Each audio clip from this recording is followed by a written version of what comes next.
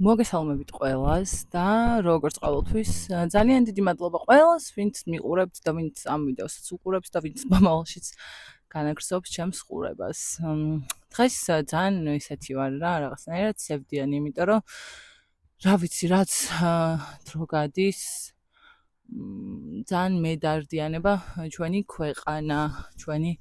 ცხოვრება, ჩვენი მომავალი ამ ქვეყანაში, იმ ქვეყანაში, რომელიც მე ისე მგონია, რომ რაღაცნაირად ყველას ესე ძალიან გვიყვარს რა და ჩემს ირგვლივ სულ ეგეთი ადამიანები არიან საბედნიეროდ ალბათ, რომ რაღაცნაირად ყველას ყოველთვის შეეძლო, რომ წასულიყო ამ ქვეყნიდან და ძალიან ბევრი წავიდა კიდეც, ძალიან ბევრმა ისწავლა სხვაგან, რაღაცა იცხოვრა და მე ყველა აქ ჩამოდის რა, მაინც რაღაცნაირად აქ ბრუნდება, იმიტომ რომ არ ვიცი ეს რა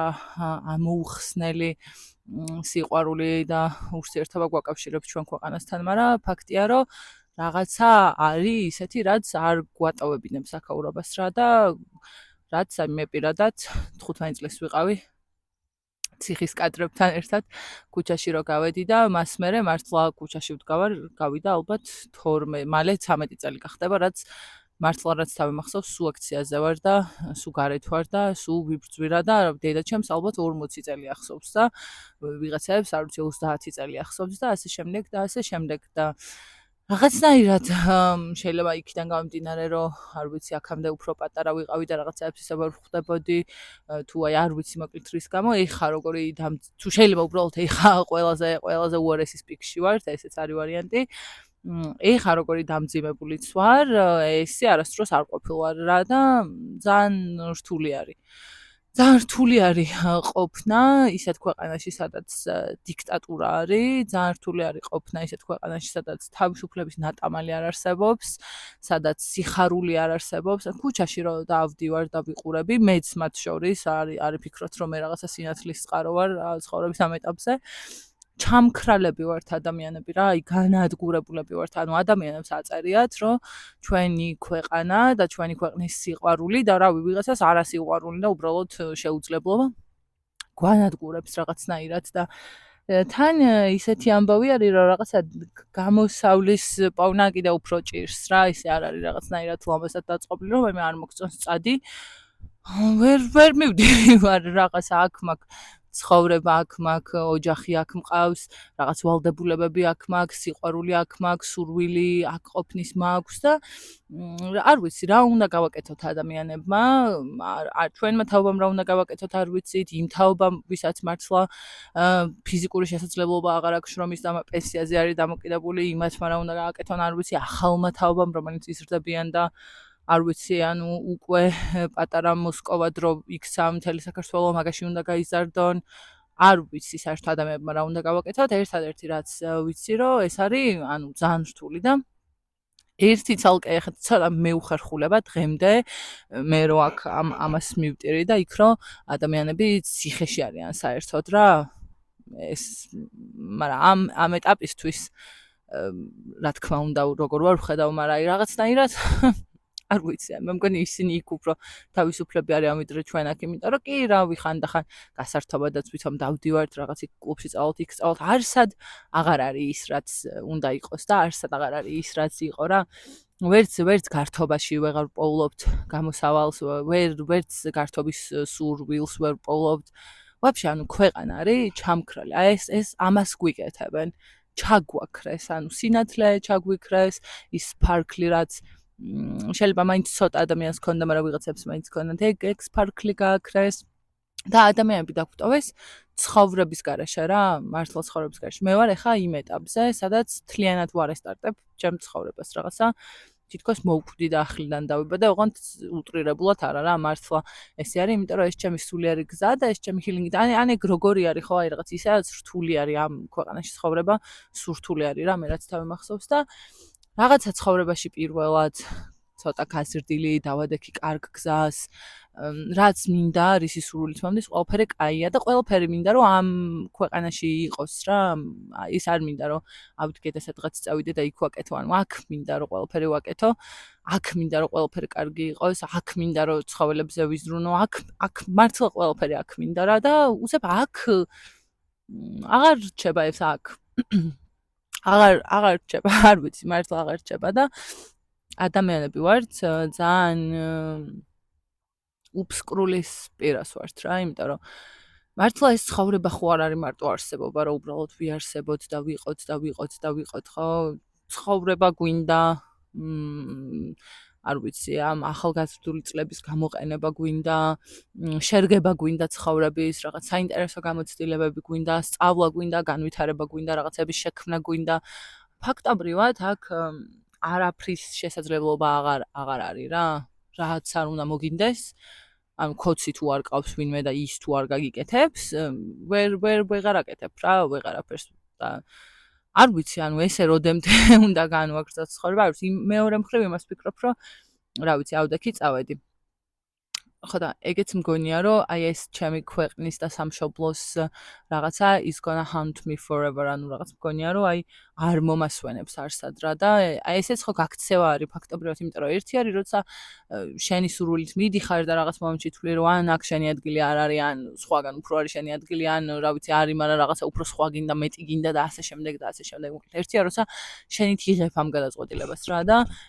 იძულების გარეშე უბრალოდ გინდა, რომ არ ვიცი, ადგე და სადღაც სხვაგან იცხოვრო, მიდიხარ და ცხოვრობ, მაგრამ მეორე არის, როცა გაიძულებენ თითქოს ამ არჩევანის გაკეთებას და აი რა რთული არის, რომ ამ იძულების ფონზეც ვერ ბოლომდე მაინც ვერ გვაიძულებენ, მაგრამ ჩვენც რაღაცა არ ვწყდებით და რაღაცა იმედებს ვიტოვებთ და რის იმედს ვიტოვებთ, ეგეც კაცმა არ იცის, იმიტომ რომ არ ვიცი, მე ძალიან დიდი ხანია რაღაცა იმედები გადამეწურა სამწუხაროდ და მართლაც უმაგას ვიძახი, რომ ნეტავ ვცდებოდე და ყველაზე მეტად მინდა, რომ აი ამ ამბავში ვცდებოდე. მაგრამ ხო, რაღაცა იმედი და მზისხივი საიდან აღარ მოჩანს რა და არ ვიცი რა უნდა გავაკეთოთ რა. იძულებით წასვლა, ანუ ჩემ ერთი მეგობრის რაღაც სტატუსი მაქვს აკითხული ადრე, რო ყვება, რომ ბელორუსელი გოგო, რომელიც ძალიან ბევრი წელი ევროპაში ცხოვრობდა, როგორ ამბობს, რომ ვერ განთავისუფლდიო რა და მთელი ცხოვრება ეს ჩემი სამშობლო დამყვებაო და ფაქტობრივად სახლის გარეშე ვარო და მოკლედ რა, როგორი სიმძიმე არის ამ ყველაფერში და მართლაც უმაგაზე ვფიქრობ, რომ რა, კაი, წავედი და აი ყველაზე კაი ცხოვრება მაქვს და ადეკვატურ ქვეყანაში ვცხოვრობ და არ ვიცი, მდინარით მივდივარ სამსახურში და სამსახურიდან მდინარით ვბრუნდები სახლში და რაღაცა ანუ ცხოვრების ხარისხი გაუმჯობესებული არის რა. მგონია, რომ ეგ რო გავაკეთო, მანდ ეგრე ვიქნები, რომ აი ყველაფერი მაქვს და ყველაზე მთავარი არ მაქვს რა. აი გულში მგონია, რომ იმ სიცარიელეს ვერავინ და ვერაფერი ვერ შემივსებს, იმიტომ რომ აქ მინდა, ანუ არ ვიცი როგორ უნდა ვთქვა, თუ რა უნდა გავაკეთო ამისთვის, თუ მაინც უნდა დავრჩე, თუ უნდა წავიდე, თუ აი არ ვიცი, ვაფშე არ ვიცი რა უნდა გავაკეთო. ერთი ის ვიცი, რომ აქ მინდა ყოფნა, ჩემ ქვეყანაში მინდა ცხოვრება, მიყვარს აქაურობა, აი მართლა აი ესეთი პატარა ქვეყანა ვართ და იმის მიხედვით, რომ ხალხი განადგურებული არის და ერთი შეხედვით კატასტროფა ერი ვართ. აი ამ კატასტროფა ერს აქვს აი ზუსტად ეს ურთულესი ცხოვრება გამოვლილი და შესაბამისად როცა ცხოვრების ხარისხი იკლებს, მე აქ მივდივართ რა. იმ დღეს მე და ჩემი მეგობარი რაღაცაზე ვლაპარაკობდით და რაღაცას ეგეთი ფრაზა უთხარი, რომ მაღალი მორალების ქონა იცის კარგმა ცხოვრებამ რა, იმიტომ რომ კაი ცხოვრება კი არა, ცხოვრების მინიმალური საბაზისო პირობები რო არ გაქვს, მე ის მორალებიც ძალიან რთულია რომ გახსოვდეს რა და რაღაცა კარგ გზას და პატიოსან გზას რო გავუყვა, ეგეც ძალიან რთულია და რავი, აი რაც ხდება ჩვენ ქვეყანაში, ამაზე აუცილებლად ცალკე უნდა ვილაპარაკო, რომ არაფხიზალიერი ვართ, რომ ყველაფრისგან გავრბი ვართ, მაგრამ რავი, რა გავაკეთოთ? აი რა უნდა გავაკეთოთ? არ ვიცი, ვინმე რომ მითხრას, რა უნდა გავაკეთოთ იმისთვის, რომ ესე აღარ იყოს, იმიტომ რომ ძალიან რთული არის, არ ვიცი, სახში რომ საჭმელი ვერ მიგაქვს და კომუნალურს ამ თვეში გადაიხდით, შემდეგ თვეში გას გაგითიშავენ მაღაზიაზე რო ფიქრობ და მაღაზიაში რო შედიხარ და სამი ცალი მე აღარ ვლაპარაკობ ხილზე და რაღაცა ფუფუნების საგნებზე რა, ხილი რო ფუფუნების საგნად იქცა და რაღაცა მინიმალური პირობები რო დაიკმაყოფილო, რომ წარმოუდგენელი, ანუ რავი, 100 ლარი რო უნდა გადაიხატო იმაში, რასაც მე 3 დღე შეჭამდა, ჯამში რო 500 ლარი გაქვს შემოსავალი და ეს შემოსავლის ზრდადობაც არსად არ ჩანს და კარიერული შესაძლებლობა არ არსებობს, სწავლაგან ამ განათლებაზე აუცილებლად ცალკე უნდა ვილაპარაკო და ცალკე ვიდეოს იმსახურებს, თუნდაც მხოლოდ ჩემი გამოცდილებები რომ მოუყვე, რა საშინელება არის და როგორ ყარს ჩვენი განათლების სისტემა და არ ვიცი, ანუ ეს არის ეშინოდეთ რა, მე უკვე მანდ ვარ უბრალოდ მისული, უბრალოდ ცხოვრების და სამყაროსი უნდა ეშინოდეთ ყველა ამის შემოქმედს, რა დღეშიც ჩაგვაგდეს ადამიანები და როგორც ეხლა მე ვარ 27 წლის და არ ვიცი 27 წლის გოგო უნდა ფიქრობდეს ალბათ იმაზე როგორ დაილაგოს ცხოვრება, რაღაცა ისწავლოს, ან უკვე რაც ისწავლა ის გამოიყენოს პრაქტიკაში, რაღაცა შექმნას, რაღაცა თან ცოტა დაისვენოს, გაერთოს, მარტო შექმნა და სწავლა ხო არ არის ცხოვრება, ხო ბევრი არის და იმის მაგივრად რომ მაგაზე ვიფიქრო რომ აბა რა გავაკეთო და აბა როგორ გავაკეთო, ფაქტობრივად ბოლო 1 წელია გაჩერებული არის ჩემი ცხოვრება რა. აბსოლუტურად არსებობაში ვარ გადასული, იმიტომ რომ რა უნდა გავაკეთო, ანუ რაღაცა წამოიწყო და ძალიან დიდი რისკი არის, იმიტომ რომ ხვალ შეიძლება მართლა აღარ ვიარსებოთ ლიტერატურულად და წასასვლელი კი არა, გასაქცევები გავხდეთ. რაღაც არ წამოიწყო და სამსახური დაიწყო და არ ვიცი, ვისაც არ გინახავთ, ყველას გირჩევთ, რომ უბრალოდ იმიტომ რომ ქვეყნის მდგომარეობა გავიგოთ, ჯობ პორტალს გადაავლოთ თვალი და შეხედოთ რა მდგომარეობა არის ბაზარზე, იმიტომ რომ თუ კი აი ამ ბევრი წლის განმავლობაში რაღაცას მივახცეთ, რომ პირობითად ისე უხეშად მოვიყვან მაგალითებს, რომ 1000-ის მაგივრად რაღაც 1700 ლარი დავაბალანსეთ, ეხა უკვე როგორც ხელფასი დაანწყავრება. ეხა უკვე ის მდგომარეობა არის, რომ ესე იგი იმდენი ადამიანი არის უმუშევარი და იმდენად ცოტა ადეკვატური პოზიცია არსებობს, რომ ისეთი წყვეტა არის ამ პოზიციებზე, რომ ის ჩვენი ბევრი წლის ნაშრომი 1700 ლარი, ჩამოსული არის 1000 ლარად რა და მაგ 1000 ლარზეც უკვე ისეთი წყვეტა არის, რომ რა ვიცი, აგერ სიგიჟე არის რა. ხელსაქმეს მიყო ხელი და მაგასაც ანუ ეს არც ეგ არ არის, ანუ მაგასაც სჭირდება სწავლა, მოწყობა, განვითარება, დაალაგება და რავი, აი რა უნდა ვქნათ, არ ვიცი. სწავლაზე ხო საერთოდ ზედმეტი არის ლაპარაკი რა მართლა და მე მართლა არ ვიცი რა უნდა ვქნათ. ერთადერთი რისი იმედიც მაქვს არის ის, რომ მართლა გულსხმელად მჯერა, რომ რაც ჩემი არის, ის არ ამცდება ცხოვრებაში, ისევ როგორც ყველას რაც თავისი არის, ის არაცდება ცხოვრებაში და ისევ ალბათ ისევ ამ ყველაფრითაც მივალთ ჰილინგთან, იმიტომ რომ ის რაღაცაები, რასაც ჩვენ ვერ შევცვლით იმის მიუხედავად, რომ რა ვიცი, მთელ ჩვენ ცხოვრებას განაგებს ამ ეტაპისთვის ეს ჩვენი ქვეყნის მდგომარეობა. ხო, აი არა ვერ ვაგრძელებ ამ წინადადებას. ძალიან რთული ამ წინადადების გაგრძელება. უბრალოდ არ ვიცი, აი მთელი ეს პერიოდია ვფიქრობ, რომ ცხოვრებაში არ მდომებია, რომ ვიღაცა მოსულიყო და ეთქვა, რომ აი ელენე ის უნდა გააკეთო რა ცხოვრებაში და ანუ ეხა ერთადერთი რასაც ვნატყუობ ხოლმე არის, რომ იქნებ ვიღაცამ სადღაც მითხრას, რომ აი ესე უნდა იმოქმედო, ეს უნდა გააკეთო რაღაც ჭკუა დამარიგოს და ანუ ეგ ეს არ არის, იმიტომ რომ ვინ უნდა დამარიგოს ჭკუა. ის ვინც ჭკუა უნდა დამარიგოს, ისიც ჩემ დღეში ან ჩემზეც უდღეში არის რა და ანუ მე იმაზე მეცინება ხოლმე, ნუ ეს სიმწრის სიცილი არის, რომ მე რო ამ დღეში ვარ და მაინც რაღაცებს ვახერხებ. ანუ ადამიანები საერთოდ რა დღეში არიან რა და ანუ ამაზე ფიქრი და ადამიანებს რო აქ შევეშვათ ხო? დაახლოებით 1 წლის წინ გადავწყვიტე, რომ ცოტა უფრო სერიოზულად დამეწყო მიუსაფარი ცხოველების დახმარების ამბავი რა და აი ამ 1 წლის განმავლობაში, ნუ გარდა იმისა, რომ ბევრი რაღაცა მოვიკითხე და ბევრი სიგიჟე გავიგე და ყველაფერი იმაზე, როგორც ყოველთვის იმაზე რთულია, ვიდრე რაღაცები წარმომედგინა, ანუ ეს ცალკე გულს მიხეთქავს რა, იმიტომ რომ ის ადამიანები, ვინც ცხოველებზე სრულნავენ, არიან ალბათ ყველაზე ადეკვატური ადამიანები და ყველაზე ადეკვატური ადამიანების ადგილი ძალიან ნაკლებად არის უკვე ჩვენ ქვეყანაში რა და ეს ადეკვატური ადამიანები რო წავლენ ადამიანებს ვიღაჩივის ცხოველები ვაფშე ვის ემახსოვრება რა და ანუ ჩვენ ცხოველებს კიდე რასაც ეხა უბრალო მოსახლეობა ვუკეთებთ ჩვენი კეთილინებით ცხოველებს, იმაზე 100-ჯერ მეტი ჭირდებათ იმისთვის, რომ ჯოჯოხეთიდან გამოვიყვანოთ, იმიტომ რომ ცხოველები ჩვენ ქვეყანაში იმაზე უფრო დიდ ჯოჯოხეთში ცხოვრობენ სამწუხაროდ, ვიდრე ადამიანები რა და მე აღარ ვლაპარაკობ უკვე სხვა ცხოველებზე, ანუ ამ შემთხვევაში მართლა მარტო კატას და ძაღლს გულისხმობ, სხვა ცხოველებზე, ხა ცხენის უფლებებზე მართლა სამი კაცი ლაპარაკობს რა, ეგეც კიდე ცალკე ამბავი არის და ალბათ ცალკე სალაპარაკო ამბავიც არის, მაგრამ ну მოკლედ არ ვიცი, ცხოველები ჯოჯოხეთში, ადამიანები ჯოჯოხეთში, ყველა ჯოჯოხეთში და ქოცები იმაში ბექსტეიჯის ვიდეოებში გულაობენ რა და მაშვებიან რა ქვია ნინო ჩხეიძეზე, მაგერს ერთობიან და სასაცილო არის ეს ყველაფერი. მართლა მეცინება სატირალი რო არ იყოს, ჩვენი ეს ქვეყნის მდგომარეობა და ორად გახლეჩილი საზოგადოება, ერთ მხარეს ჩვენ რაღაც ნამდვილი ადამიანები, ვისაც ცხოვრებაში გზის გაკვლევა გვინდა და რაღაცა თავისუფლება გვინდა და სამართლიანობა გვინდა და მინიმალურად ადეკვატური პირობები გვინდა და ევროპა გვინდა და რუსეთი არ გვინდა და მეორე მხარეს კონცეფციის რაღაც ორი ნაწილი არის, ერთი ის ბოროტი ადამიანები, რომლებმაც უბრალოდ ქვეყანა გაგვიყიდეს და იყიდეს და დაეპატრონენ და მეორე ეს იდიოტი კოცები რა, რომლებიც ვერ ძიაზრებენ ალბათ ბოლომდე რა ხდება და მთავარია რომ იქ ბექსტეიჯის ვიდეოებში ხვდებიან და გულაობენ იმაზე რა ქვია მაყვალაზე თუ რასაც მღერის მოკლედ ეს ქალი რა და ხო და სატირალი არის ეს ყველაფერი თუ სასაცილო არის რა პირიქით რო არ იყოს და არ ვიცი, ანუ რაღაცნაირად ვინც აქ ვართ და ვინც არ მივდივართ და არ ვეგუებით ამ რეალობას, რომელიც მაქსიმალურად გვაიწულებს, რომ უბრალოდ წავიდეთ და დავტოვოთ მთელი ჩვენი ცხოვრება. რაღაცნაირად მგონია, რომ ეხა ყველაზე მეტად უნდა გავუფრთხილდეთ ერთმანეთს რა, იმიტომ რომ ნერვული ფონი ადამიანებს არ აქვთ. ადამიანებს არ აქვს რო ვიძახი საერთოდ ყველაფერს როცა ესე ვიძახი რა ყველაფერში პირველ რიგში ჩემ თავს გულისხმობ და ჩემ წარსულ ცხოვრებას გულისხმობ და ჩემ წარსულ აზროვნებას გულისხმობ და აი ნერვების ამბავში კიდე მე ისე მძიმედ ვიყავი რომ ქუჩაში ვიღაცებს ვეჩხუბებოდი და გარემო ვაჭრეებთან მიჩხუბია მაგრა და რა ვიცი ანუ სიგიჟაები მიქნია იმიტომ რომ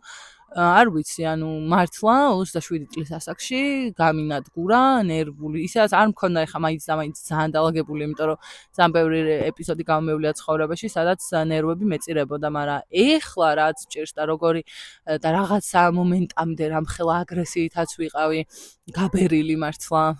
და როგორც ვანთხევდი ამ აგრესიას და ამ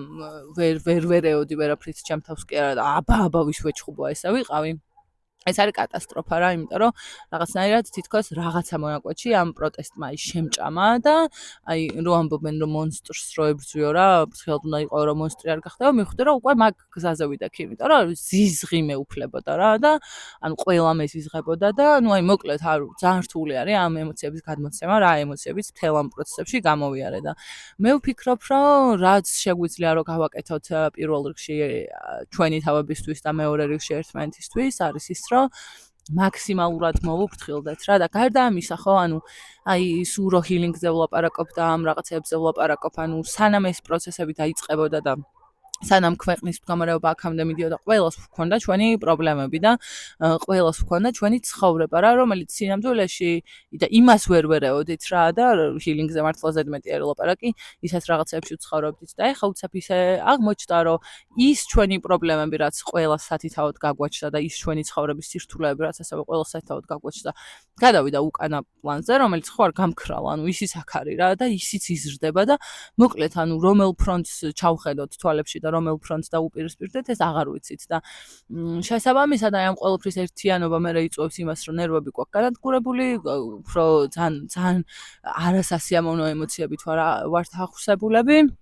დახმარება სიყვარული ზრუნვა ვაფშე უკან გადადის და რაღაცნაირად ესე მგონია რომ ეს პერიოდი თითქოს ყველა მარტოებმა გამოვიარეთ რა იმ ადამიანებმაც ვინც დიდი ხანი რუსთაველზე იდგნენ იმ ადამიანებმაც ვინც დღესაც დგანან ანუ რაღაც ერთმანეთის მხარდაჭერა არ გამოვიჩინეთ რა თუნდაც მეც ეგრე ვიყავი ანუ მე ვიყავი სადღაც